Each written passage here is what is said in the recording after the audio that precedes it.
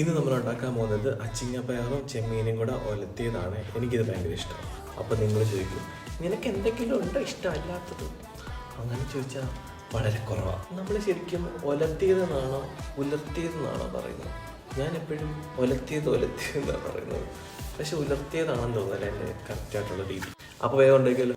എണ്ണ ഒഴിച്ച് കറുകും കറിവേപ്പിലും ഒന്ന് പൊട്ടിക്കുക. എന്നിട്ട് അതിനകത്തോട്ട് ചെറിയ ഉള്ളിയും വെളുത്തുള്ളിയും പിന്നെ ലേശം മഞ്ഞൾപ്പൊടിയും വറ്റൽമുളകും ചതച്ചത് കേട്ടോ, അതിട്ടൊന്ന് വഴറ്റുക. എന്നിട്ട് അതിനകത്തോട്ട് നമ്മുടെ ചെമ്മീൻ ഇട്ട് കൊടുക്കുക, നമ്മുടെ അച്ചിങ്ങപ്പയർ ഇട്ട് കൊടുക്കുക, പാകത്തിന് ഉപ്പും ചേർത്ത് ഒന്ന് നന്നായിട്ട് ഇളക്കിയതിന് ശേഷം ഒരു ഇത്തിരി വെള്ളം ഒഴിച്ച് കൊടുക്കണം കേട്ടോ, അടുക്കി പിടിക്കാൻ. കാരണം കൊഞ്ചിനകത്ത് നിന്ന് വെള്ളം ഇറങ്ങും. എന്നിട്ട് വാഴയില വെച്ച് നടച്ച് വെക്കുക കേട്ടോ. അപ്പോൾ കുറച്ച് വെള്ളമൊക്കെ ഇറങ്ങി വരും.